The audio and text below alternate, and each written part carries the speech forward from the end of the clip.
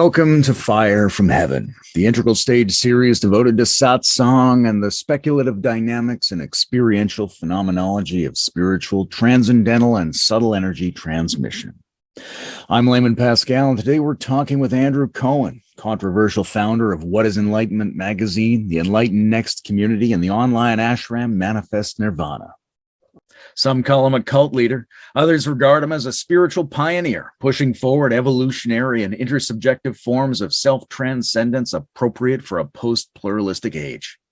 For the next 90 minutes, put aside whatever you think about him, and let's see what we can learn about resonance, radiation, and transformation from a unique human being who has lived out multiple versions of the guru relationship role. Hi, Andrew. Hi, Layman. It's great to see you. All right, I'm going to start with a big convoluted question.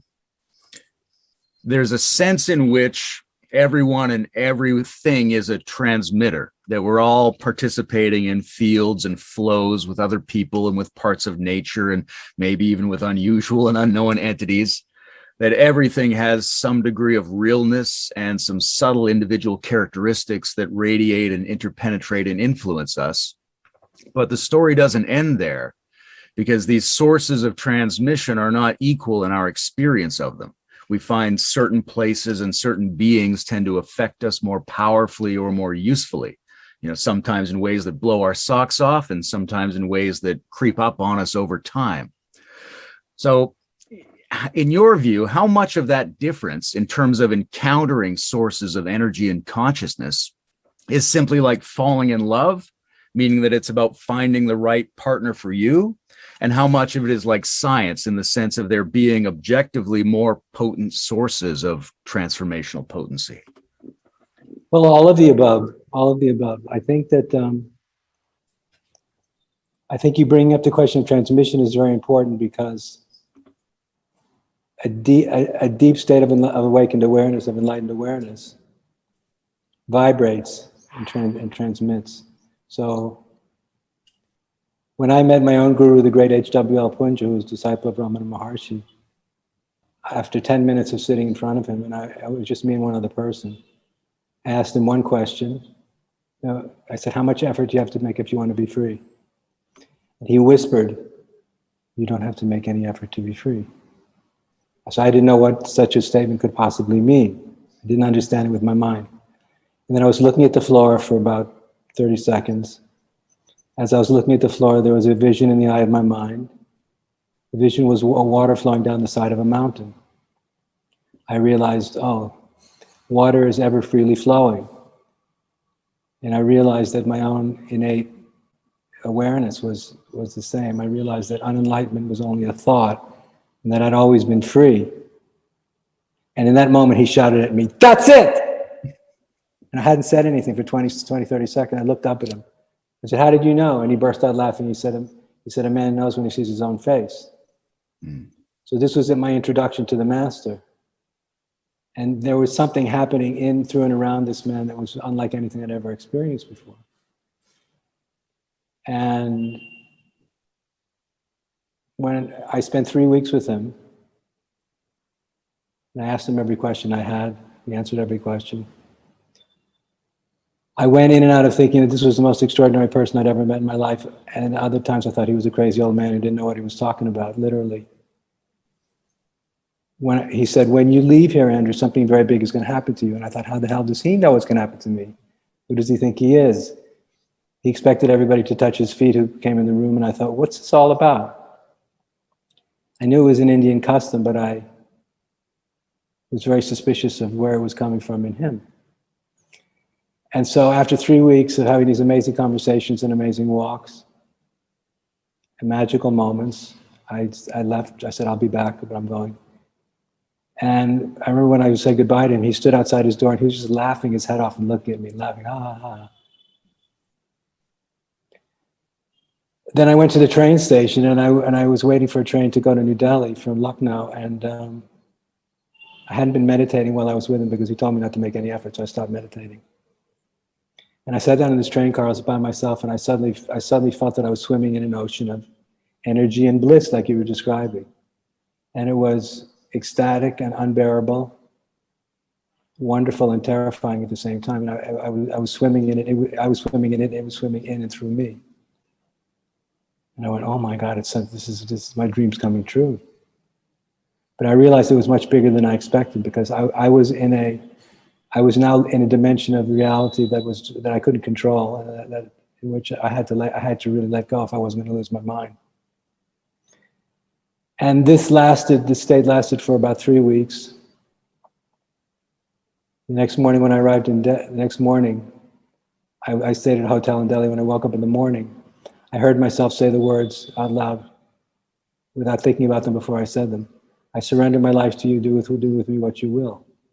And I heard myself say it. I didn't intend to say it. It didn't come from my mind or my ego. And then I saw water going down a faucet, and I realized that whatever happened after that moment wasn't in my hands anymore. There was something else happening that was much bigger than I could possibly understand. And from that moment on, I started having very powerful effects on other people often not even intending to. Within a period of 3-4 days, my friends started treating me differently. They started treating me with an attitude of reverence and respect that I didn't ask for, that I didn't demand. I didn't realize I hadn't yet realized fully what had happened to me or what was going on, but I was transmitting the grace of the Master naturally, spontaneously, effortlessly. I didn't earn it. It was a free gift. And then the power of this grace, it came from him, through him, started speaking through me. And I suddenly had access to a level of understanding about the nature of enlightenment that I hadn't earned it. I hadn't studied. It was present. It was the mind of enlightenment, the mind of the Guru, the mind of the Buddha was suddenly available to me and was speaking through me when other people asked me questions. And I found I had an access to depth, to a level of depth that was nothing less than miraculous, and it was affecting people very profoundly. People were having strong experiences very quickly and deep and profound realizations. And this was all happening at a level of energy that was profound and literally overwhelming and miraculous and awe-inspiring. And I felt in a state of grace constantly in those days. And so grateful, so grateful. And after the 3 weeks, I flew back to Lucknow and I fell at his feet, because I had been very skeptical, but what's all this touching the feet business? I mean, I knew it was a custom in India, of course. But I was my postmodern ego was very skeptical and very suspicious, and I fell at his feet and I burst into tears. I couldn't stop crying. Because through this man's grace, I was experiencing a level of love and benediction that I could have never had imagined. And that was the beginning. And when these kind of miraculous things happen, the experience that went on for 3 weeks, I felt like it was burning a hole in my very soul. Something was burning open, burning away. And there were times when it was so intense that I felt that I might die because it was so profound. It was terrifying, and I thought I was being consumed by an energy and a presence that I couldn't see. I felt like I was literally being consumed. And ever since then, a portal has been opened in my soul. That's not as a result of my own efforts or my own work. I can't claim I didn't do it. It happened to me. I was looking for it. And I was a very sincere seeker. I was one of the most sincere seekers that I'd ever met at the time when I was during that period of my life. So I was desperately looking. But I had no idea this was going to happen. And I didn't know that this could happen in this way.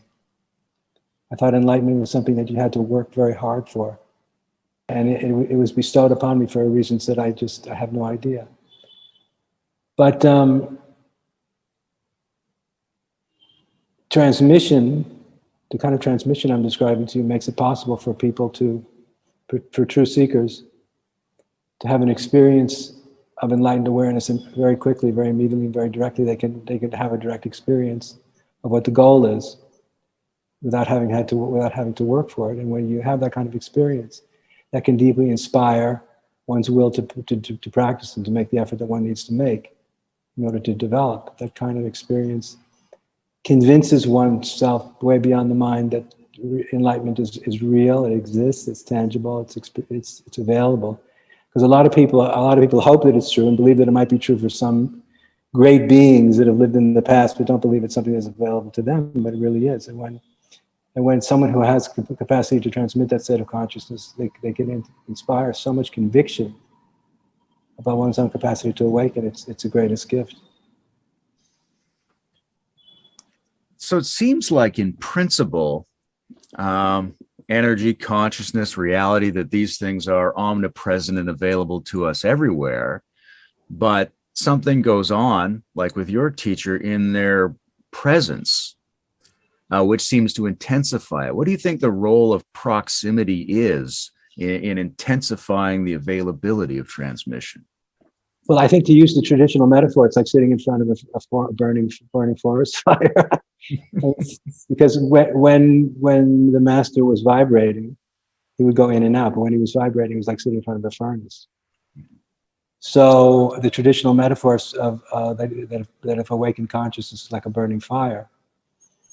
If we want to awaken so deeply, if we want to burn ourselves, we need to sit near and in front of a raging forest fire, and hope that it will catch on. And I think the traditional metaphor says some people are like, if we're all like wood.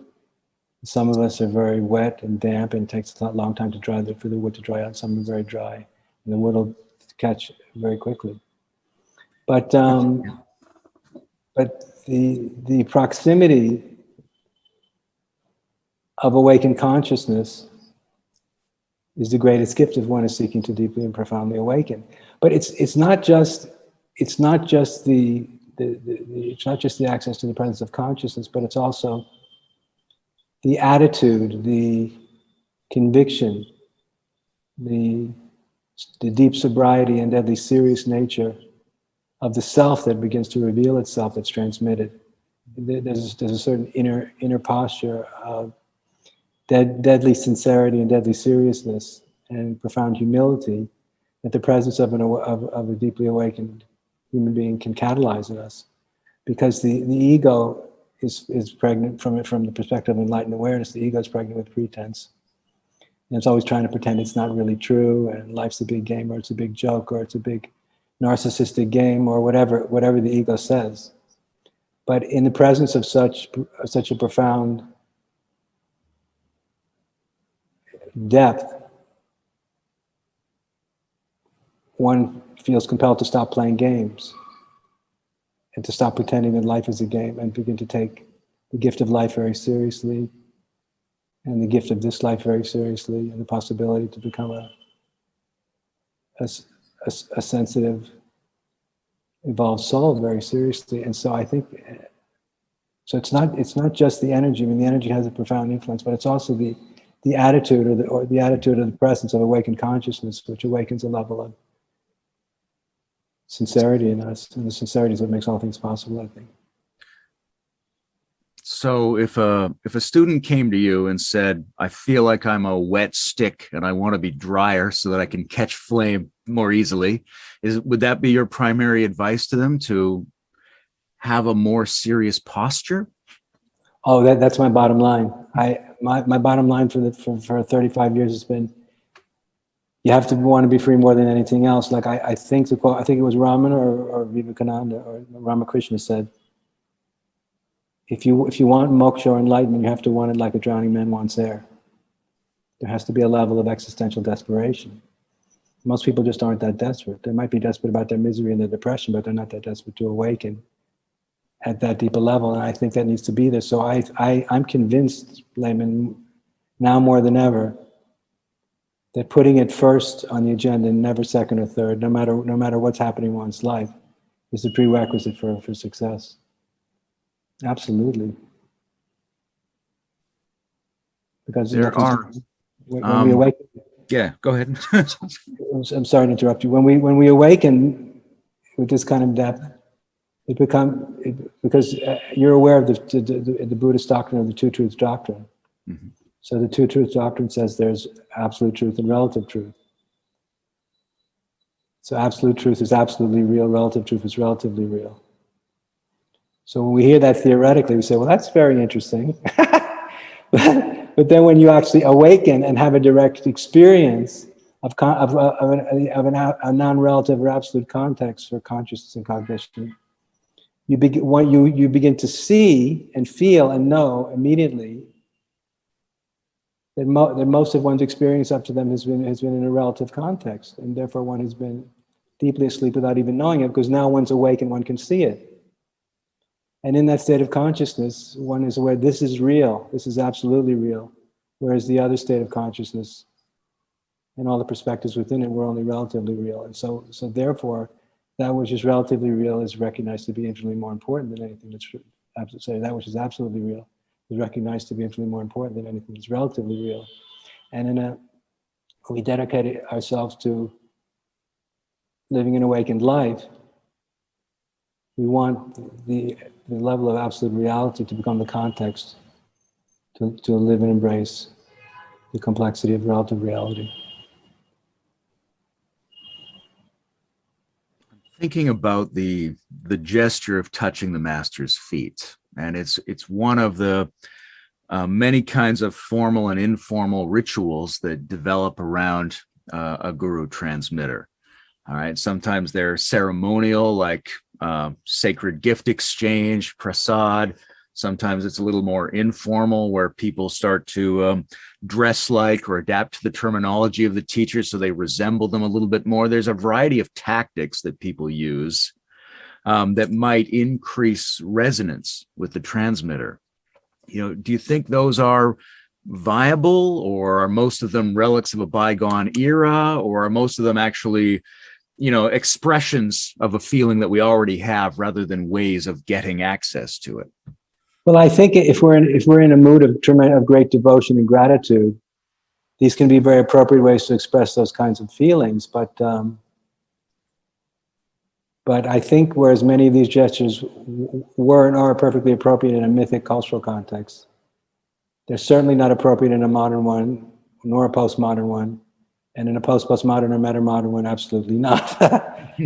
Absolutely not. So these kinds, because I'm very interested in the evolution of the role of the teacher or the guru when it makes the journey from mythic to modern to postmodern to metamodern. Because a lot of people don't recognize that the guru principle is not. If it's genuine and authentic, it's an act of nature. It's a force in consciousness that awakens in an individual, and that individual then begins to enact a certain role choicelessly. It's not something you sign up for or decide you want to do one day when you get older. And such individuals can catalyze profound degrees of awakening in many people. So it's something that needs to be respected, I believe, and revered. But the way that role is enacted has to evolve along with culture.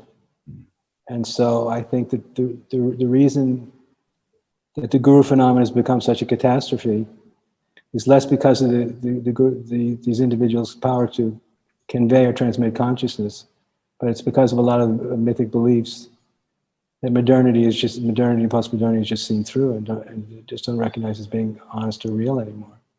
You think the potency of transmission depends in part on how well it's resonant with the cultural context in which it appears? Yes, but to give you an interesting example, like I'm living in India, and my reference point, my cultural reference point, my cultural framework is an integral one, and a lot of Indians can't they can't relate to it. They can follow if I speak about the nature of being, timeless, formless being, and awakening of the self.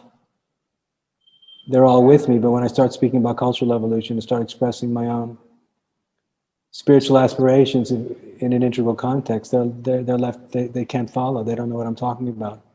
So the answer to your question is definitely yes, but we have to realize that the way this kind of transmission is demonstrated and expressed, and the way these kind of teachers are given has to evolve along with culture. We can't do this in the way that it was done 3,000 years ago. even if they can still do it that way here in modern India, for those of us who are more interested in the leading edge of consciousness and culture, interested in giving rise to second-tier potentials, it just won't make it anymore. There's too much of a need for highly developed people to be very powerful, autonomous individuals, and to be able to fully express that individuality in all its fullness and significance. And the attitude of surrender and submission to the so-called perfect master is just not true, because no human being is perfect. No human being has ever been perfect, and no human being will ever be perfect.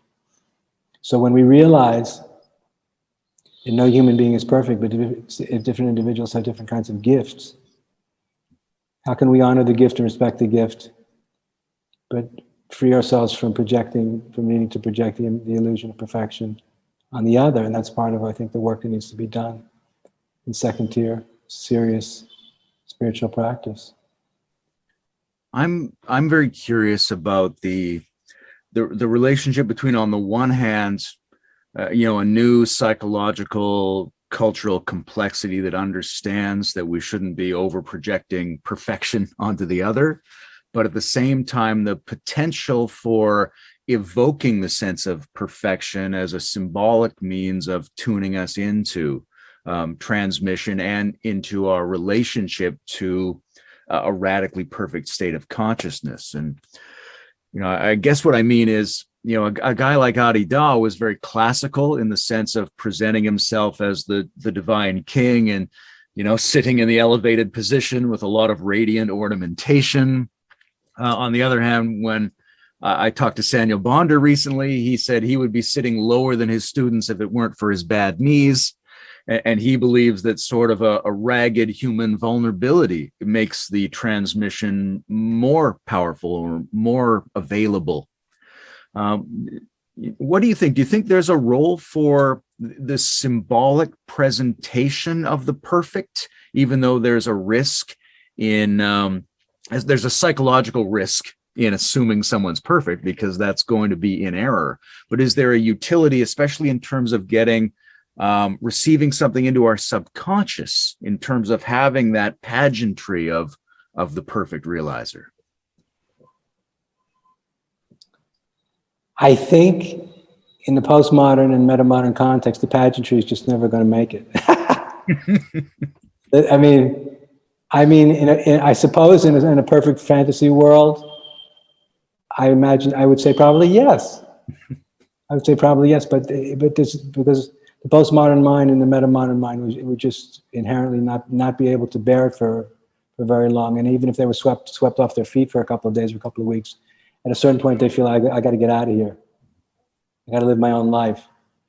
So I don't agree with Samuel in this context at all, because I feel that that consciousness and the awakening of consciousness is real. And when it happens, if we have the eyes to see it, we're going to recognize it. We're going to see it. We're going to feel it, and it's going to have a profound effect on us. And it needs to be respected. It needs to be respected. So I would go somewhere between. I would think that somewhere a halfway point between the H.W.L example and the Samuel Bond example is what I would choose. But we have to. And also, I think that to answer your question, if someone has deep access to consciousness and they're a real transmitter, if they're the real thing, they will demonstrate and express spontaneously a level of beauty and majesty, because it's coming from the deepest part of their own self, without having to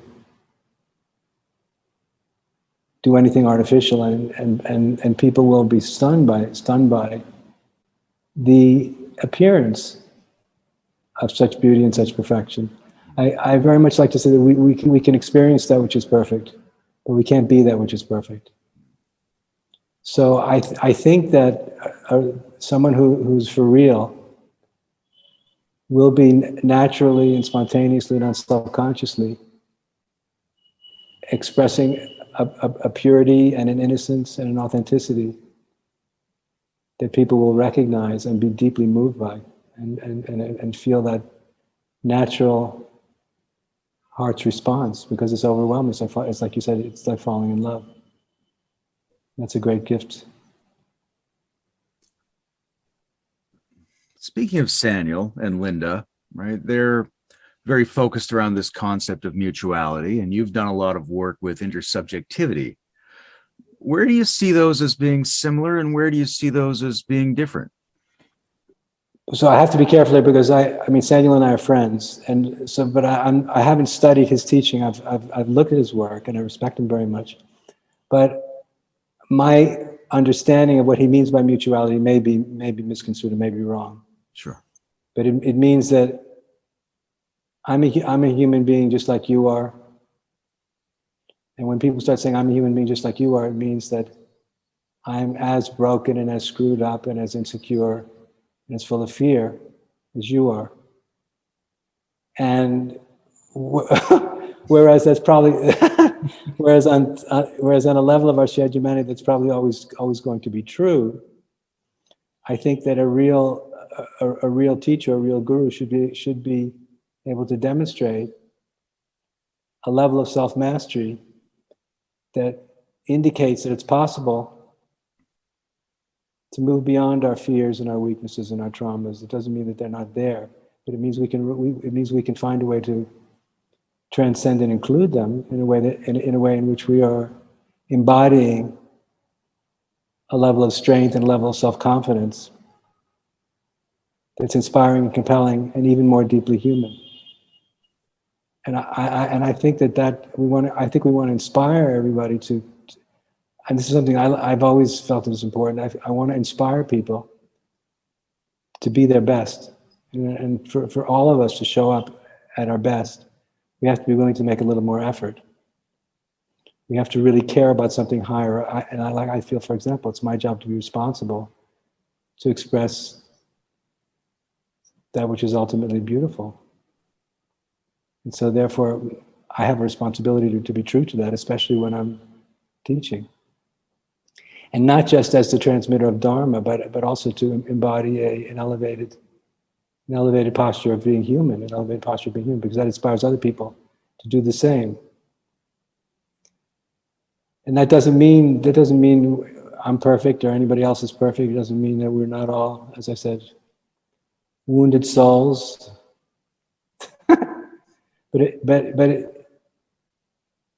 I think the context in which we come together, I think, defines how we're going to embody and express that mutuality. And I think in a Dharma context, it's an environment in which I think we all want to show up at our best and try a little harder than we ordinarily would, than we would if we were by ourselves, that we would in the context of people who are merely our friends. So we want to feel like we want to. It's if it was our last day to live, how good would we want to look?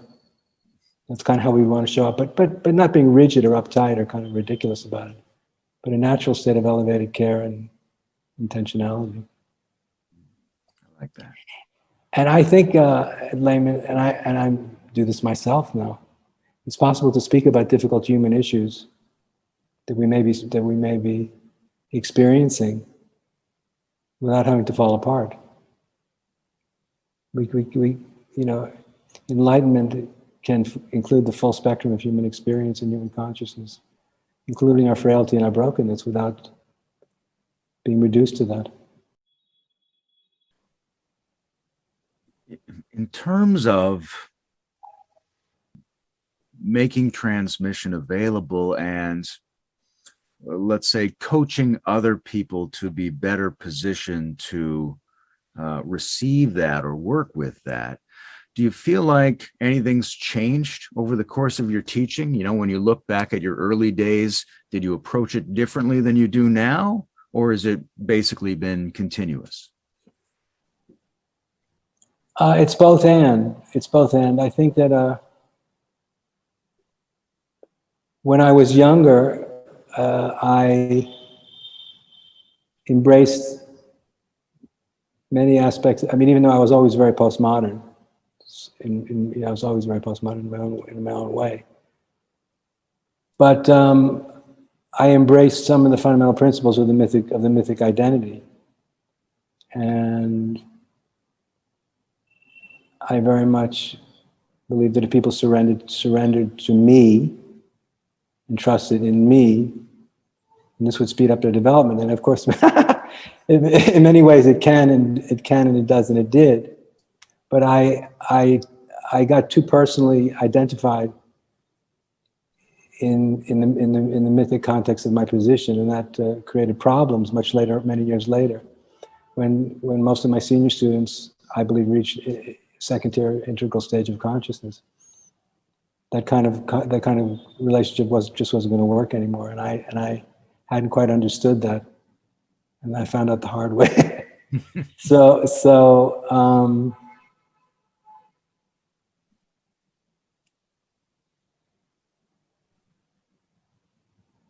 Yeah, but at the same time, so I feel I've changed a lot, and people who know me well feel I've changed enormously, that they feel that there's a certain, again, I can't see it objectively because I'm too much in the middle of it, but I think there must have been a certain kind of posturing that I wasn't aware of that people feel is gone now. And I'm holding my role much more lightly. I take it as seriously as I did before, but I hold it very lightly. I always felt I had to hold myself in a certain position to be true to my role, to be true to who I was. And I don't feel that now at all. I feel much more naturally fully myself, no matter what the outer circumstances. Even though when I teach, it becomes very formal, and in that situation, I think that's fine. But outside of that very formal, unique context, I feel much more at ease being seen as being ordinary. And that just simply wasn't true in the past. That's a very interesting situation, I think, because, we're talking about transmission, and in a lot of people's minds, it has a kind of one-way flow to it.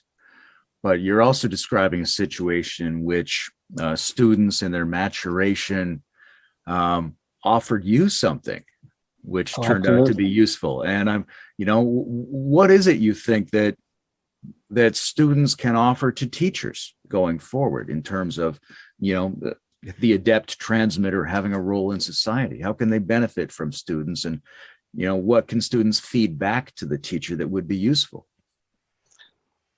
Well, I mean, all kinds of things. I feel like I'm learning all the time. I'm learning from you. When I listen to your dialogues, I feel I've always been a good listener, but I think in the teacher-student context, forgive me for being so narrow about this, but the gift the student gives the teacher is their sincerity. In other words, I really mean this. I really mean this because awakened consciousness, in order to become deeply rooted in the heart and soul of the other, needs to be grounded in a deep commitment. And so the ultimate gift that the student can give the teacher, from my vantage point, is a deep commitment. Because the mystery of consciousness, whatever consciousness is, it's a great mystery. I don't understand it really. I devoted my life to it. But if you have a fairly large group of deeply committed individuals, people are committed to the evolution of consciousness first and foremost, that catalyzes kind of an intersubjective vortex of evolutionary potential that is absolutely extraordinary, and that cannot and will not happen in a similar group of individuals who just don't have that level of commitment. Because those individuals they're there to be vehicles. They're committed to being vehicles for a very esoteric, so a very esoteric and organic metaphysical process can occur. And so the greatest gift that my students can give me is that commitment, because then I know that what we're working on together, which is the evolution of consciousness itself, is secure. If people show up and have a great experience, and then they're on to the next thing, the developmental potential can't be realized. And that's so disappointing. So it's getting back to what we said before. The commitment is the whole thing. But otherwise, my students teach me about all aspects of life. I feel like my closest student, Danielle. I feel I'm her student.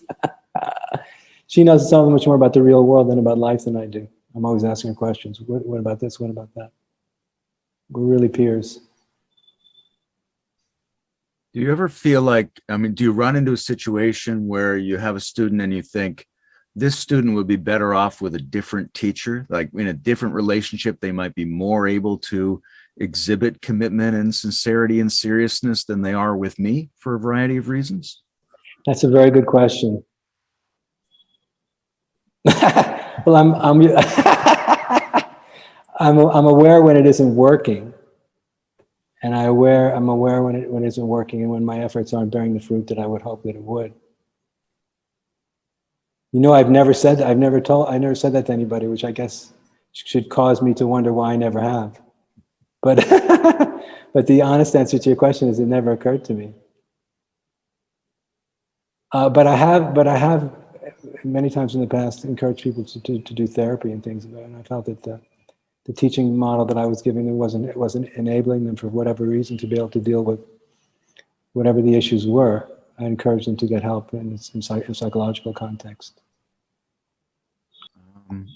A common idea in a lot of communities that validate transmission is that there's sort of two kinds. On the one hand, there's a whole spectrum of subtle energies, that some more profound than others, that can be exchanged between people.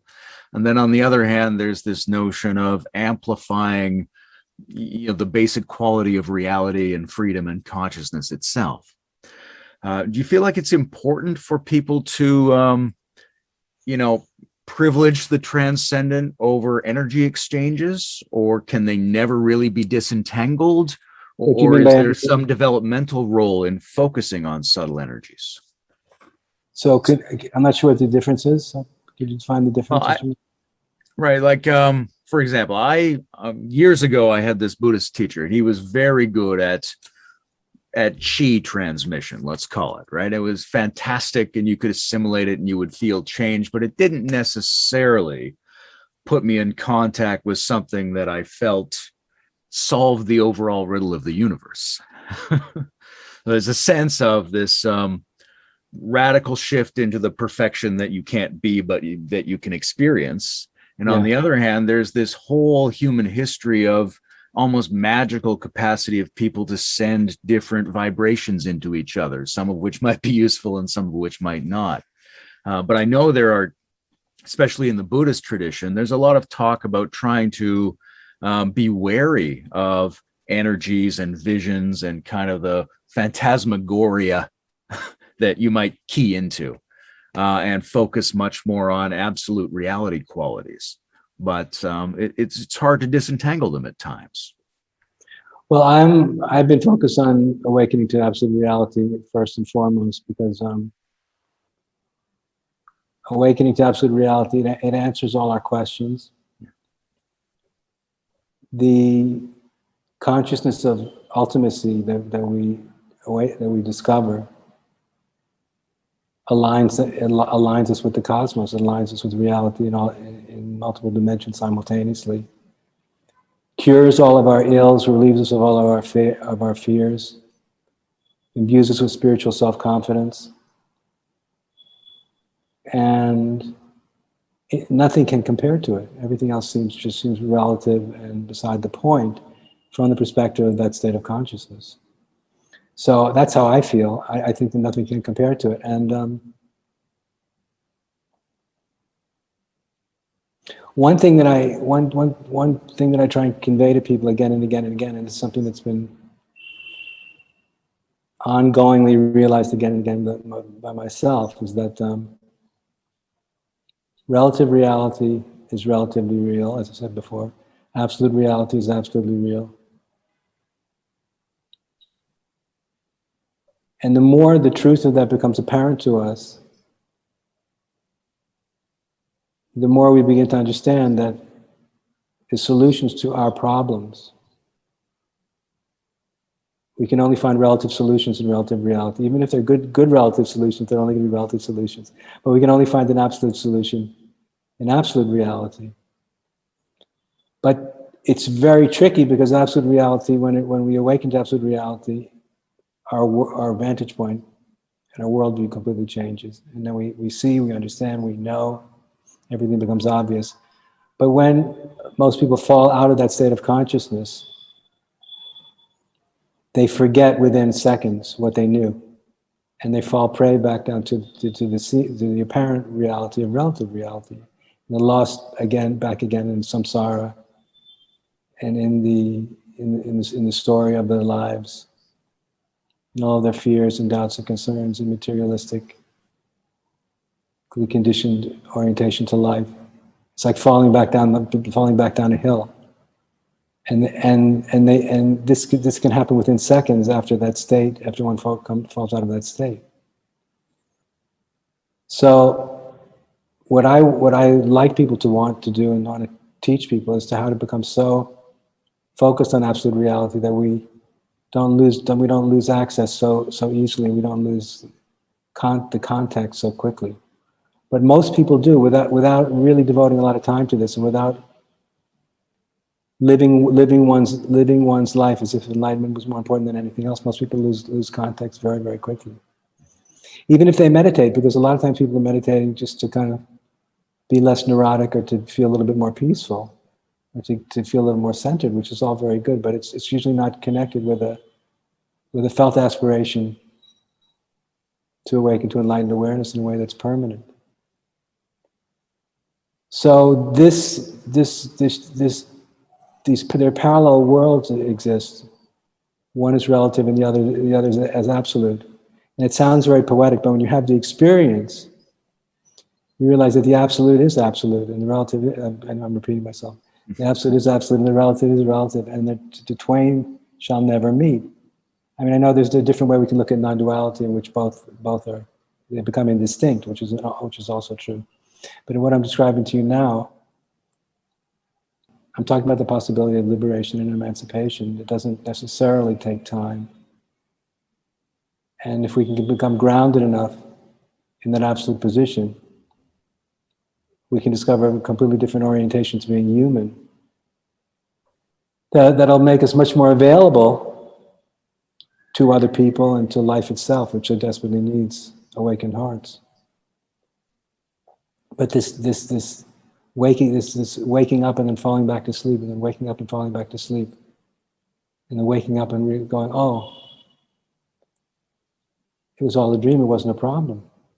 But I was convinced that it was real, and the problem was overwhelming, and it was suffocating my soul. But now I realize it was never the case. So I believe if we're serious, we have to do anything and everything we need to do to stay awake, to wake up and stay awake.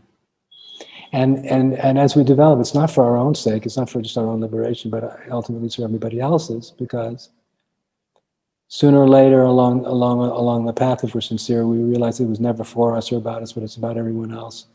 It's about the evolution of the interior of the cosmos, as Ken would put it.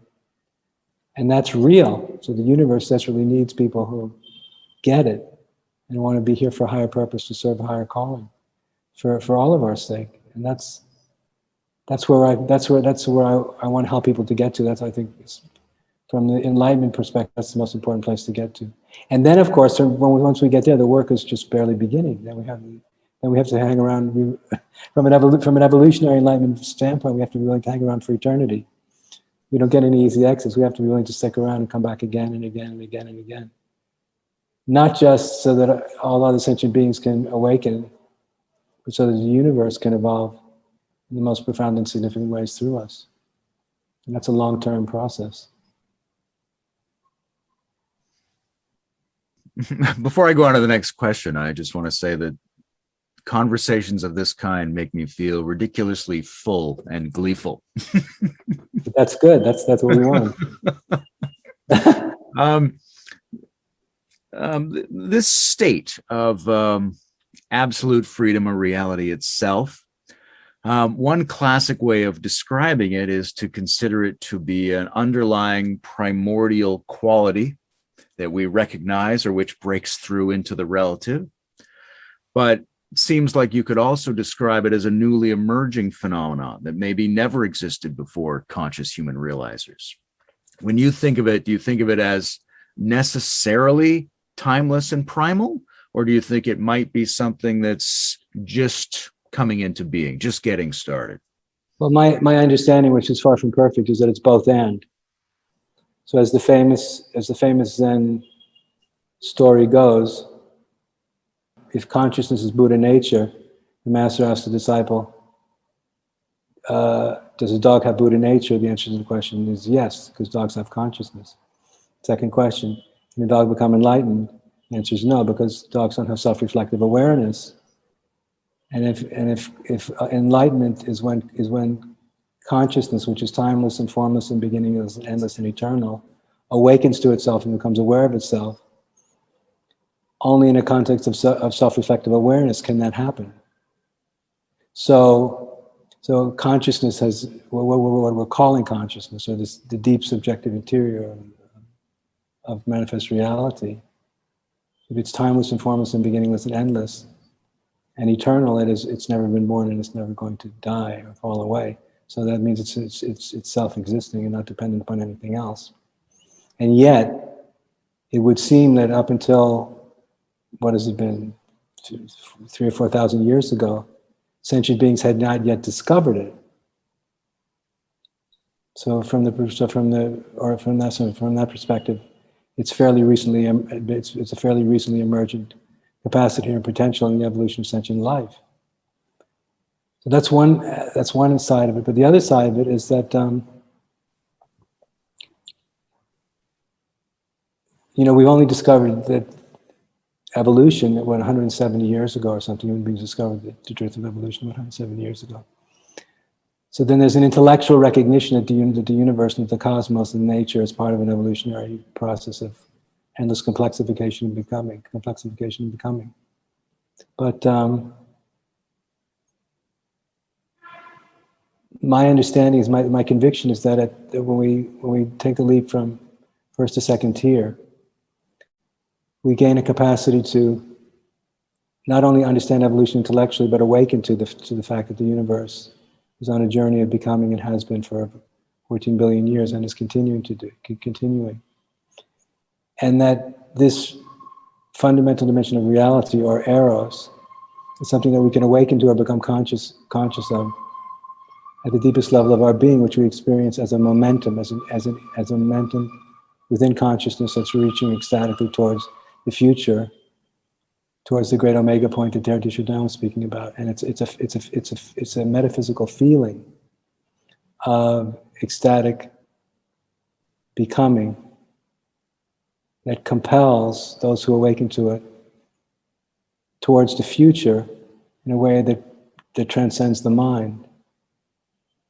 And so that is a different kind of enlightenment. That's why we call it an evolutionary enlightenment, because it's an awakening to the infinite nature of consciousness, but now in the form of this momentum, this evolutionary momentum that we experience at the level of consciousness itself, which compels us in ego-transcending ecstasy to bring the future into being. Not because we should or we have to, but because we have no choice. It's all we want to do. Because at that level of consciousness, that's the ecstatic compulsion. And so, and when we awaken to consciousness as the evolutionary impulse,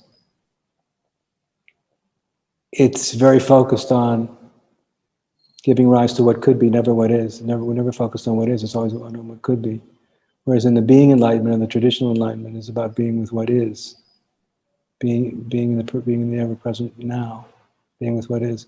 But when we awaken to the evolutionary impulse, we're very much focused on always what could be. It's always, our attention is focused on the next moment, and the next, and the next. Reminds me of some of your discussions recently about Whitehead. It's that space. I think I imagine it's that same mysterious reaching towards the future that he had noticed in his own experience or had to deduce in his own experience is what I'm talking about. And when people have that kind of experience, it's what's so significant about it for being human is that we say, oh, for the postmodern self realizes, now I know I am here.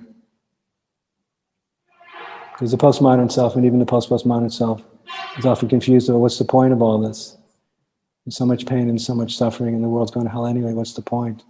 I'm not even sure this was a good idea. Whoever thought this up, I'm not even so sure it was a good idea. And when we awaken to the evolutionary dimension of consciousness, we realize that when something came from nothing, when there's a leap from being to becoming, it was one big, overwhelming yes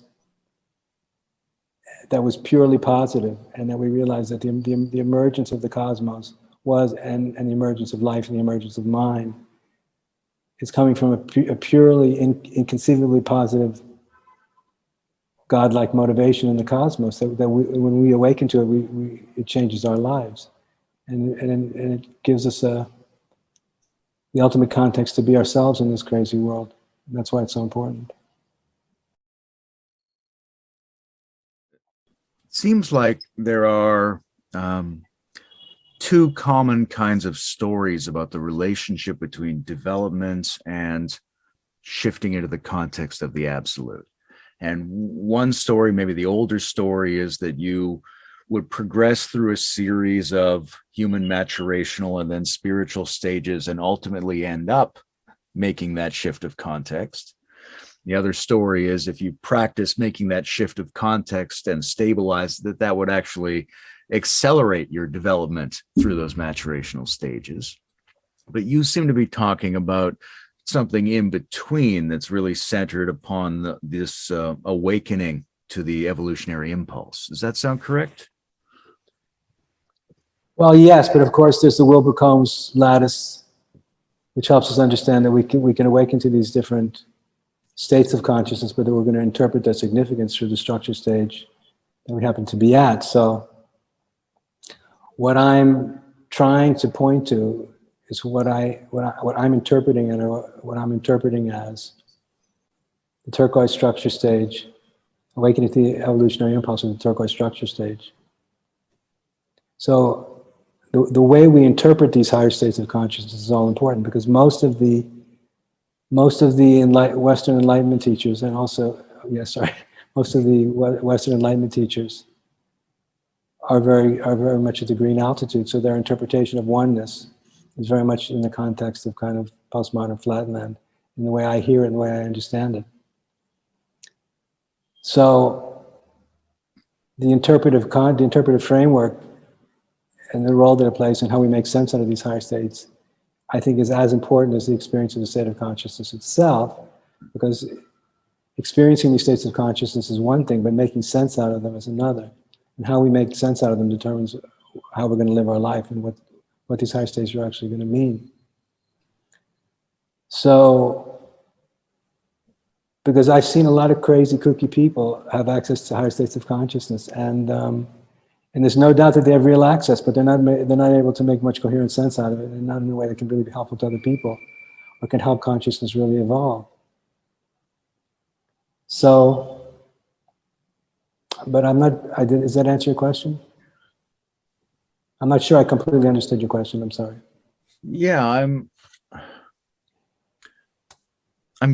curious whether you think, and I'm obviously people can access these really absolute states of consciousness and be at a fairly low level in terms of their understanding of what it means.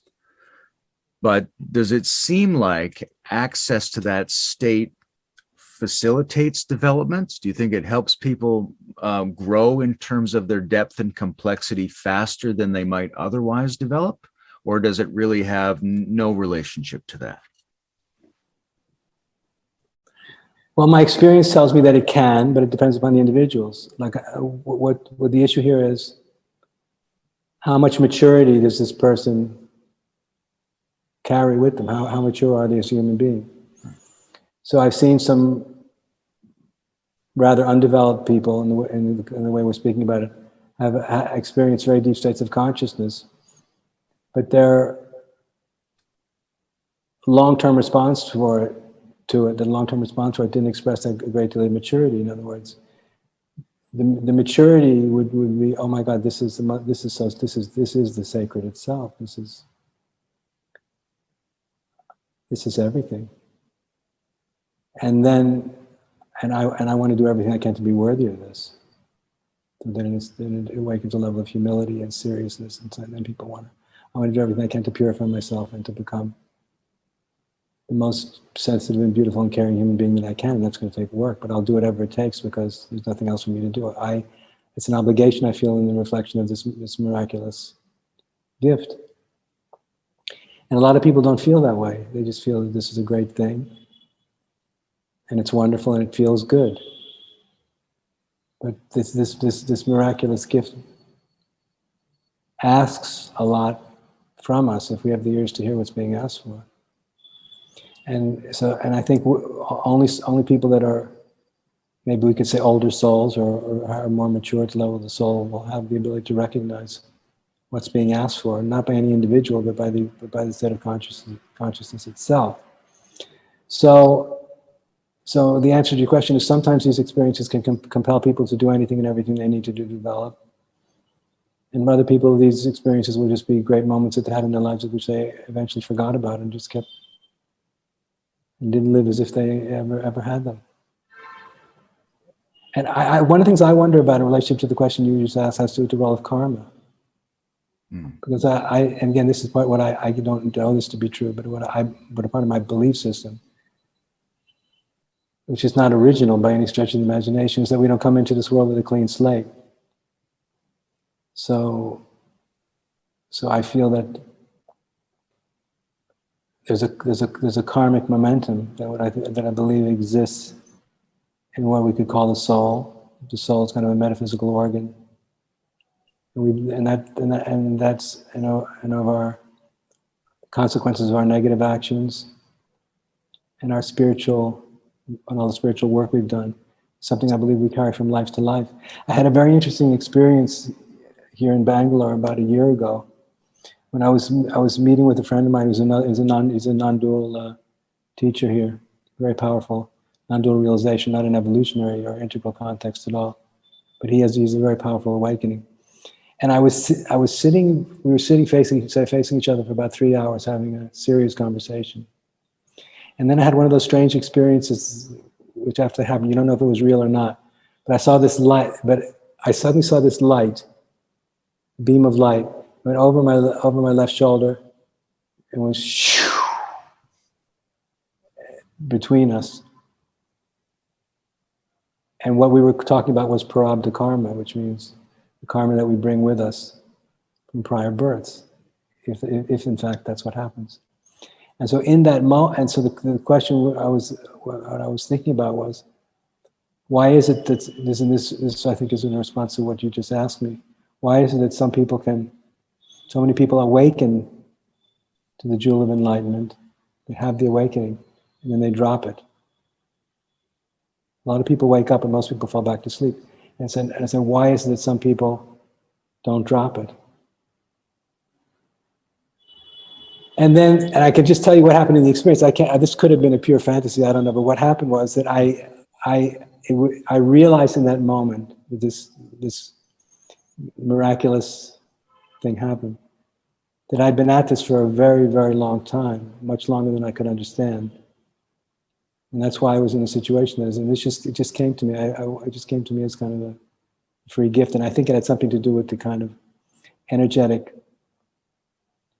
vortex between me and this other gentleman. And it was a message that I got, and it could have been made up by my unconscious mind, but it didn't feel that way. But it was interesting. So, but it's like when you wake up, there's the sense of overwhelming urgency. There's one realizes this business of being a conscious sentient being is urgent. Everything depends upon us waking up and staying awake, and then living the human experience from the vantage point of this awakened state. And then we realize it means everything. It means everything. It means everything. And staying awake to that urgency destroys the ego. The ego's agenda was wiped clean off that slate. And that's what a lot of people don't want, because they still want to live their own life for their own reasons, which is perfectly understandable.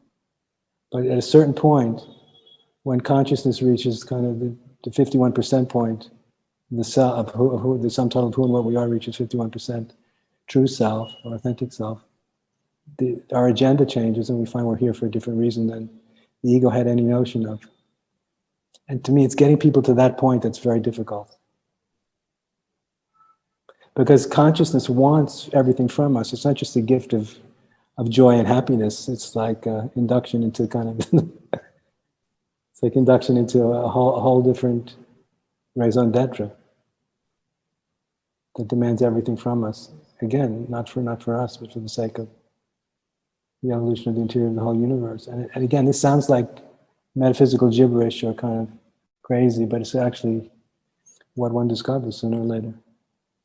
I really appreciate the way you express all of that, because I think the ordinary tendency is for people to either double down and affirm the reality of unusual experiences, or by virtue of the fact that it might have been made up by their mind, to dismiss it or relegate it to some secondary status. But it seems like it's an intrinsic part of the second tier or more sophisticated way of approaching things, that you can hold those together and have it be absolutely validated without losing any of your critical awareness.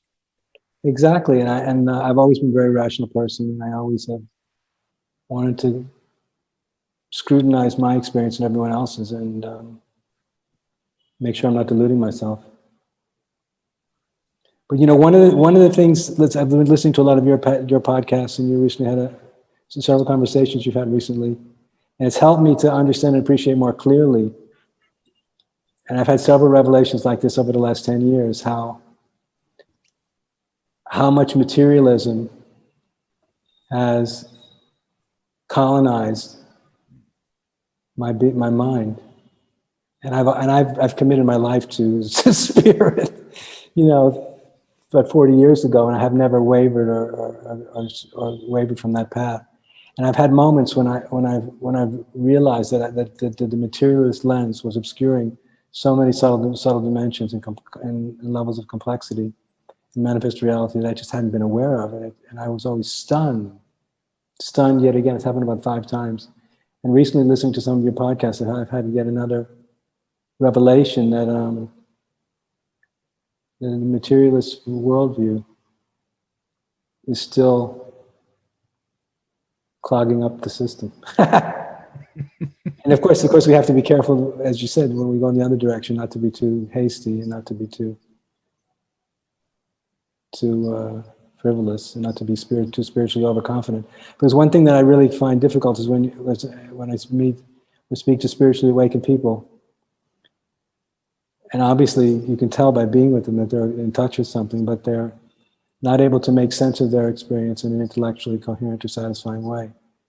So then you don't trust the conclusions they're drawing about their experience, even though if the experience is real. And it's the conclusions we draw about our experience that have the evolutionary potency, I think. So it's important to try and be as accurate as we can. I'm fascinated and endlessly curious about the relationships between awakened individuals. And, you know, one of the things that came up for me in thinking about this discussion was I've read a lot of literature from the home community that formed around Lozowick. One particular tome called As It Is, which is just a year of what happened with him and his students.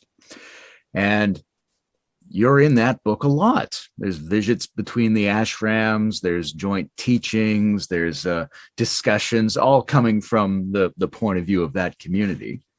But it's a very interesting relationship to me, because there's clearly some kind of Dharma alliance there, and yet clearly a very distinct difference in teaching styles and community aesthetic. I'm curious, how the two of you met and what it was that you appreciated about him. I think it was about 30 years ago. I was teaching in Boulder, and I was walking down the street with one of my students and a car pulled up, and I think one of his students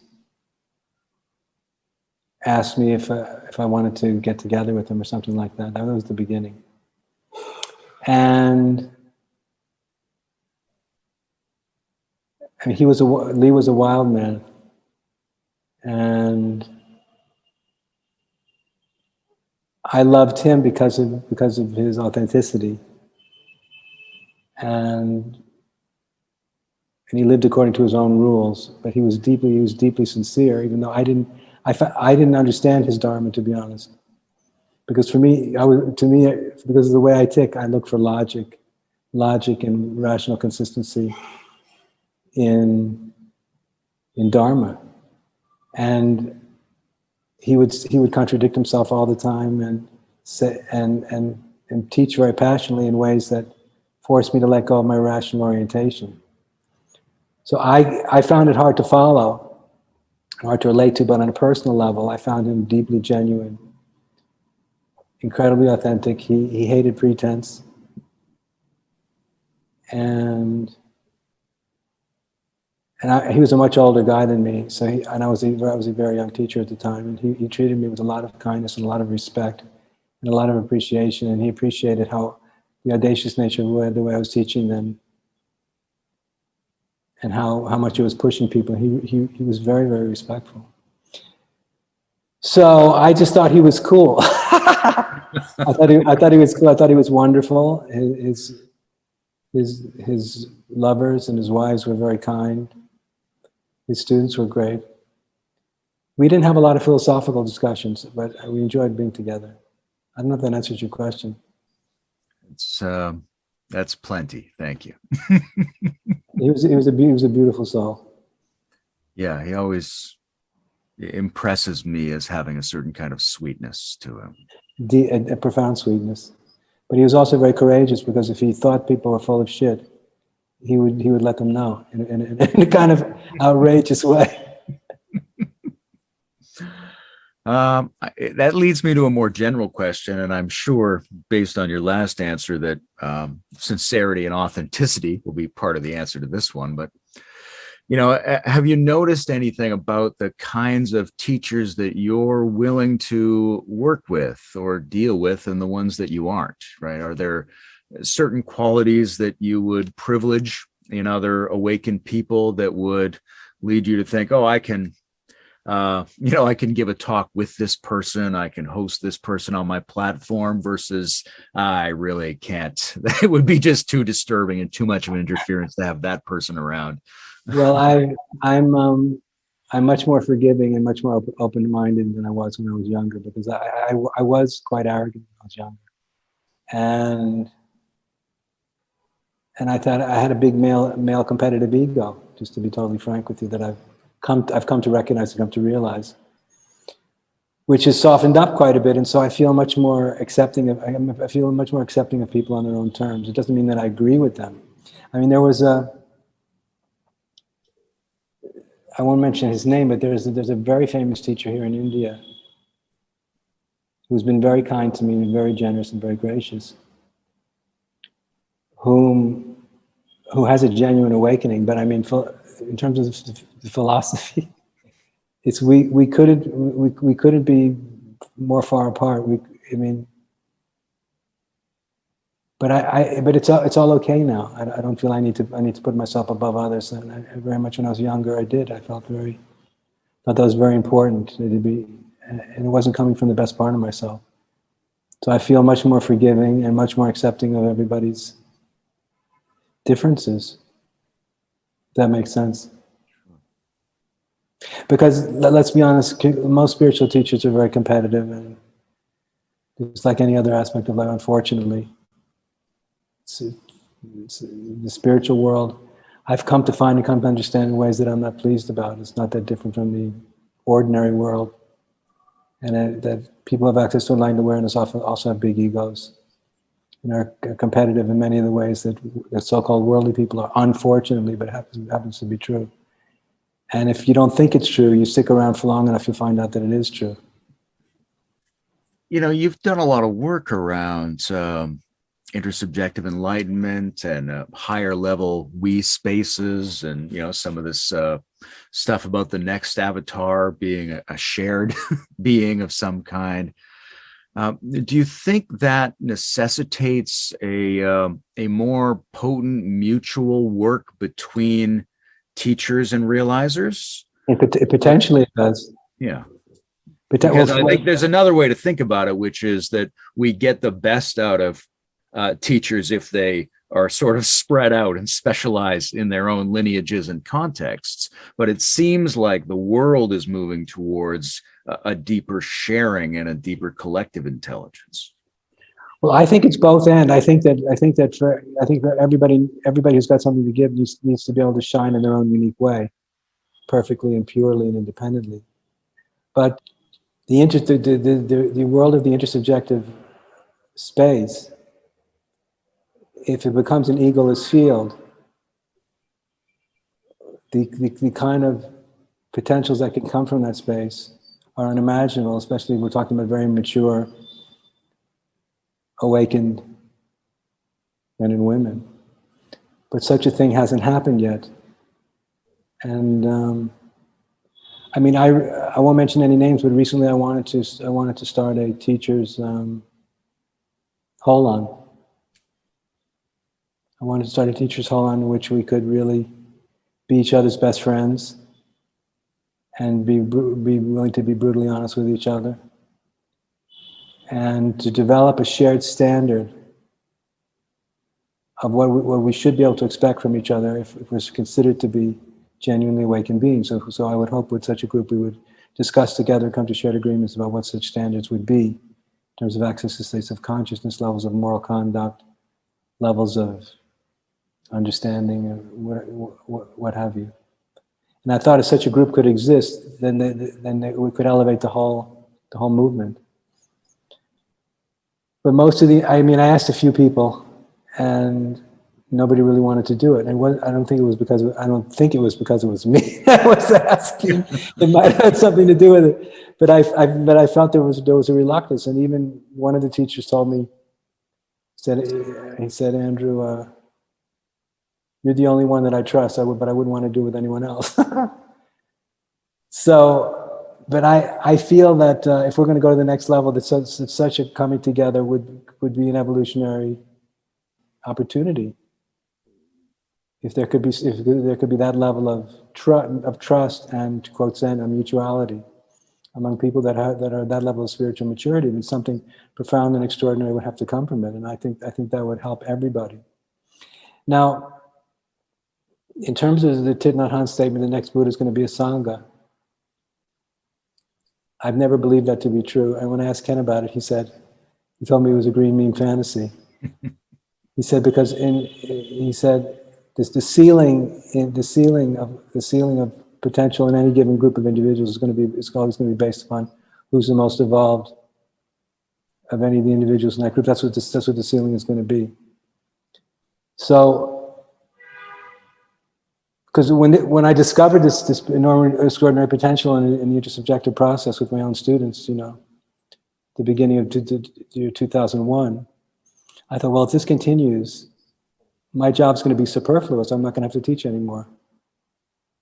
And I told Ken about it. I said, is the role of the guru, the role of the teacher going to become superfluous when this awakened, enlightened awareness becomes this part of the shared phenomenon in the group, who's become part of this group, higher intelligence? And he told me, no, Andrew, he said, there's always going to be people who are ahead of their time. And they're going to be the teachers and the gurus, and that's not going to change. So I think it's both and. I think that we have to work on our individual development so that we can come together more elegantly and more transparently, more authentically, in a truly egoless context. And in order to do that, we need to both know how to surrender, and become spiritual masters in order to actually be able to do that. It requires a lot of work and a lot of trust and a lot of surrender.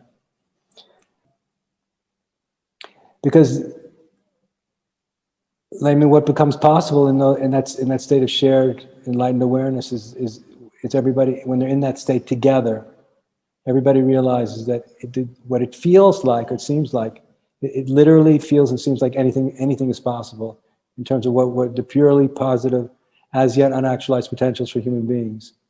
It feels like we could do anything. And I'm not talking about magical thinking here in terms of what we could do, but I mean, it means the endless problem of being human, the endless divisions and conflicts between us. We can meet in a place beyond conflict in a very collective creative aspiration and really do something outrageous and miraculous for our species. But the shared felt sense is we could do anything, and human beings almost never feel that way, or if they do, it's usually in some kind of scary kind of woke context or scary political context where everybody's kind of blinded by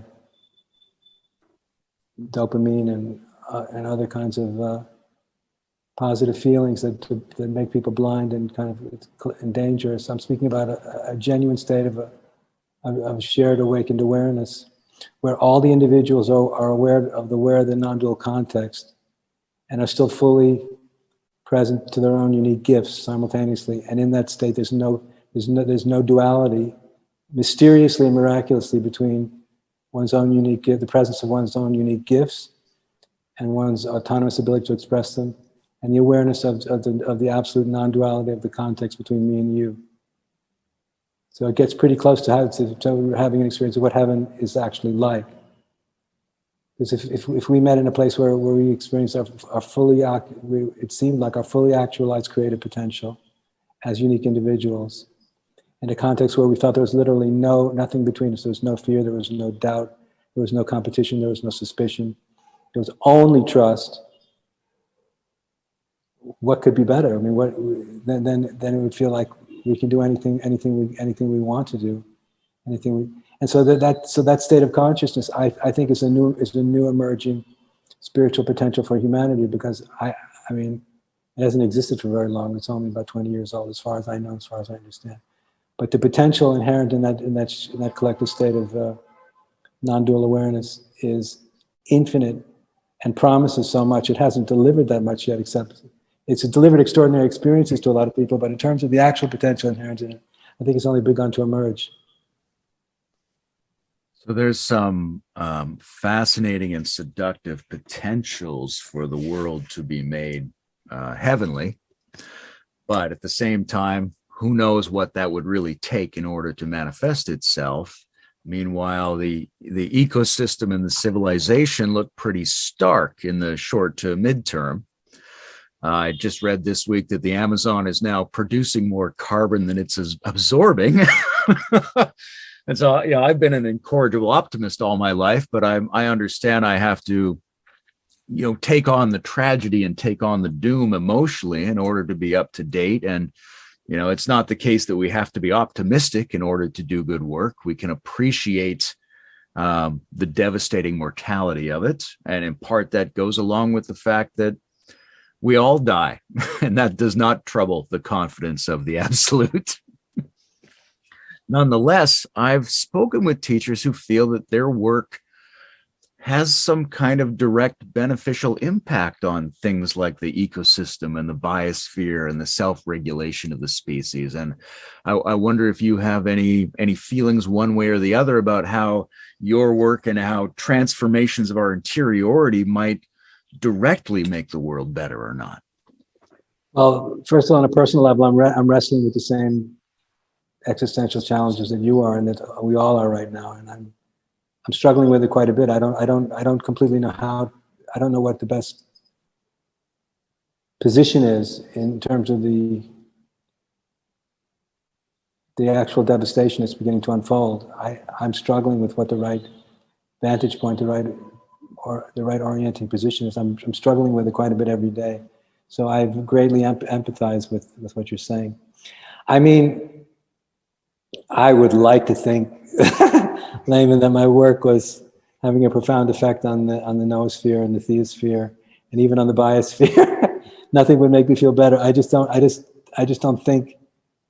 I think I think if it reached a certain level of power and profundity, I imagine at one time in the future, possibly it could, but I can't say I see that.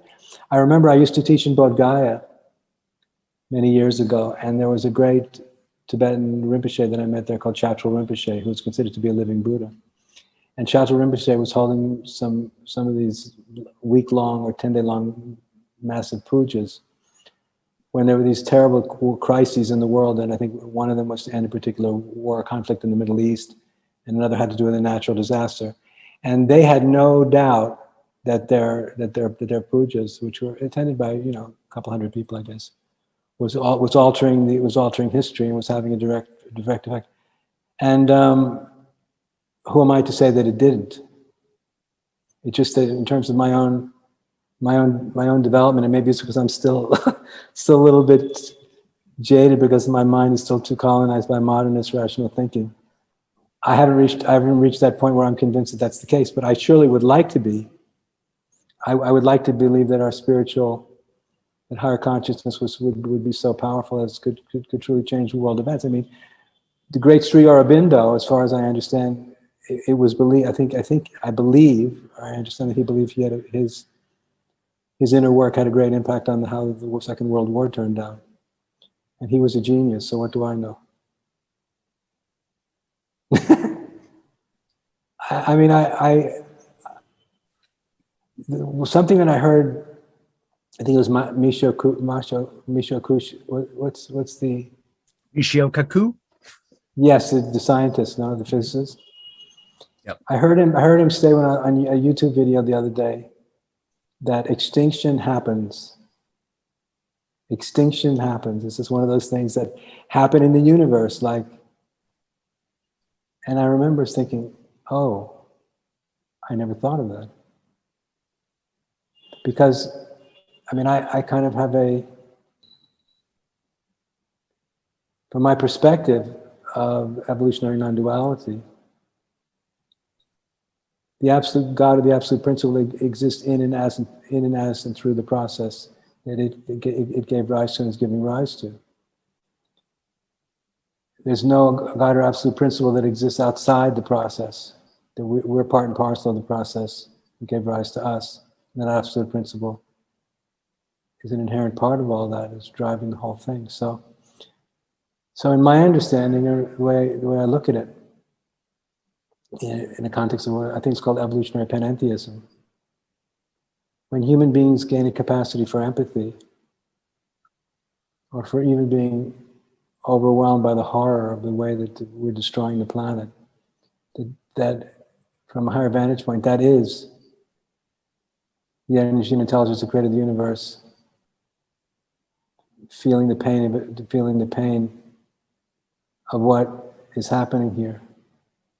So it doesn't mean that, to use very mythic language, that God doesn't care, because if we care, God cares through us, as us. And I struggle with the pure rational truth of Michio Kaku. What's his name? Michio Kaku. Yeah, just saying, hey, baby, that's kind of what happens. It's kind of how shit goes down. It's happened before. It's going to happen again. I think it happened when we lost the dinosaurs. No one, a big meteor hit the Earth, and it's kind of how evolution unfolds, and these things just happen. I mean, and I found my spiritual heart found an unbearable rational truth to accept, and I'm struggling with it because on one hand I realize that it's also true, and from the largest respect. I mean, I remember hearing even Deepak Chopra say once that even if the Earth disappears and we all go to hell, it doesn't make it. It's not going to make much of a difference. And of course, I said, what? You know how long this has taken? We're just getting started. The most beautiful things are just beginning to happen. How could all this go down the drain for just because of human stupidity and selfishness, narrow-mindedness? How could this happen? This is unbearable. We must stop it. And so I'm waxing one in between these perspectives of a sense of personal desperation and brokenheartedness and shock, to to deeper levels of moments of acceptance and trying to see through a metaphysical lens. It sees even through a bigger lens than I've ever even looked at all this through, which transcends and includes even this kind of senseless destruction.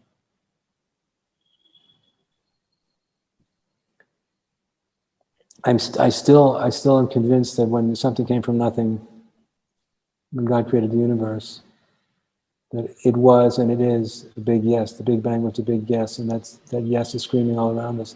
No matter what appears to be happening here in relative manifest reality, of this I have no doubt.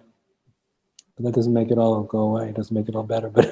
I'm pretty confident overall, but that doesn't mean the next 100 years aren't going to be awful. Exactly. What Really about awful. there's a long history of the relationship between spiritual teachings and the notion of entities, right? Right back to the early shamans and up through the devas. And, Tibetan Buddhism has a huge mythic phantasmagoria of how the Dharma tamed these various entities and put them to work. But now we're in an odd situation where sort of academia and the government and the military are acknowledging UFOs in a way they haven't done before. Right. And it's they're not saying these are aliens, but they're saying something's going on here, and our official position is we don't know what it is.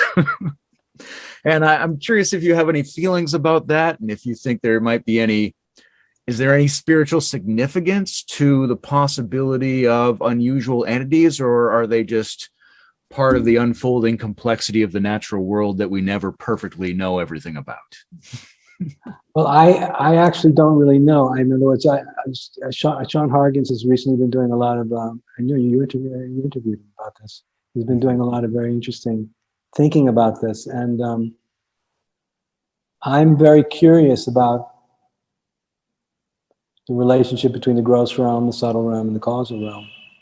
I'm very curious about it. I want to know more. I want to experience more. I want to see more, feel more, know more from my own experience.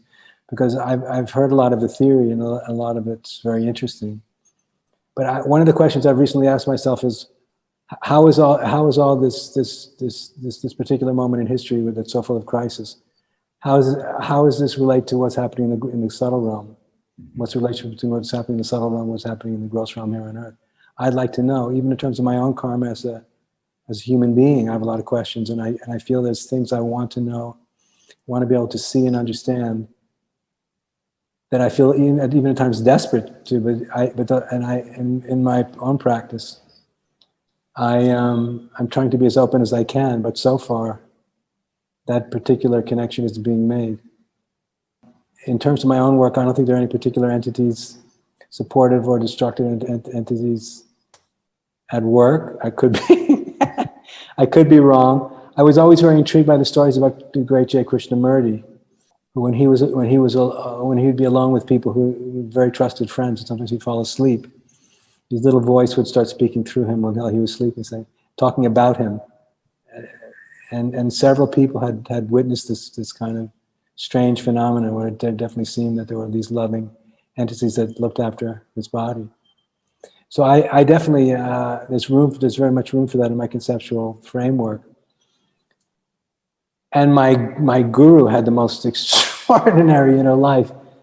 I mean, he had so many. His inner experience was pregnant with the most fantastic interdimensional experiences with all kinds of beings. And I believed him.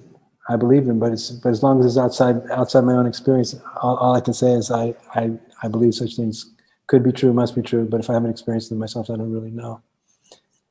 So I try to be very open and very skeptical at the same time. But I mean, I would like. I think if we need all the help we can get right now from whatever dimension it could come from. No? Yeah.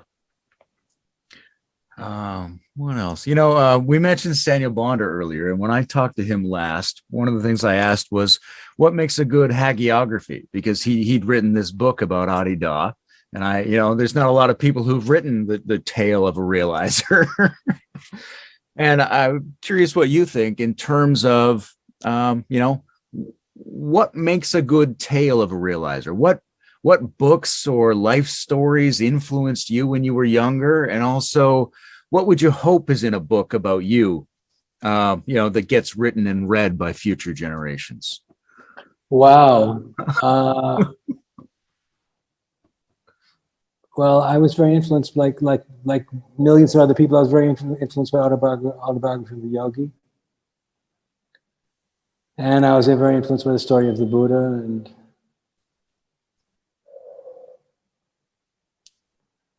I was more struck by some of the teachers that I had than of course Ramakrishna. Sure. Well, my own story gets rather complicated. I mean, I think that.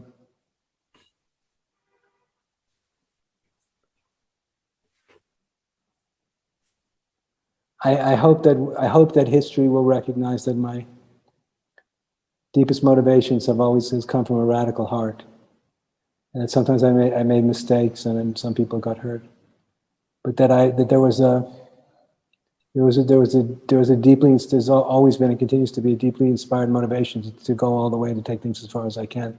That is truly radical, and I hope that I will be remembered after enough time goes by with that radical heart that only cares about the thing itself, passionately and fearlessly. I think I heard you the other day speaking about different kinds of spirituality, and you were saying that at this point, because of what's happening in the world system, we need a spirituality that's going to be fierce and demand from us a level of transformation that is ferocious, something like that. I don't know exactly how you said it, and that's how I've always felt. It's always felt, and it's gone against a lot of green sensibilities, because I was never that kind of teacher, and I always was very passionate, and I cared more about what was possible than I did sometimes about the people that I was working with.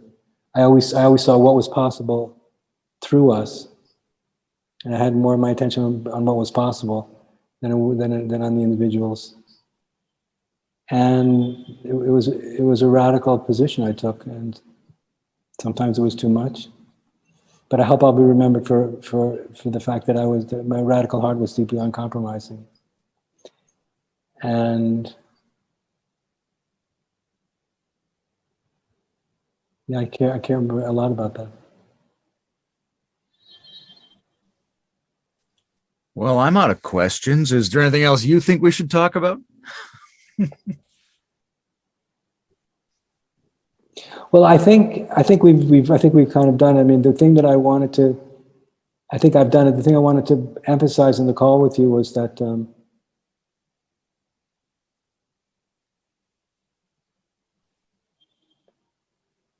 that enlightenment is real, and that if we can awaken in the way the greatest masters have called us to, we can discover a kind of spiritual self-confidence that can really make extraordinary things possible in the world. And I think, and I want a lot of people to have faith that this is actually true, because I see so many people wake up, and when we wake up, as I said before, we see the world differently, we see ourselves differently, we see each other differently, and there's so much potential. And when we can see that potential and we can feel it, we're willing to do anything to actualize it. But we have to have the experience of being awake to it. Yeah, and I hope, and just to finish answering your question, I hope I'm 65, and I hope that I'm gonna be alive long enough to kind of take this to the next level. I don't feel my work is over. I feel it's just, from a certain point of view, it's just begun. Well, thank you very much, Andrew. I love your style, and I appreciate your clarity and your willingness to be self-exposing, and the consistency with which you invoke the transcendental possibility. So I'm just a huge appreciator of all those attributes. Thank you, Layman. As I said before, I'm a big fan of yours. So keep up the beautiful work and continue to inspire everybody with your beautiful heart. Thank you. Thank you, Layman.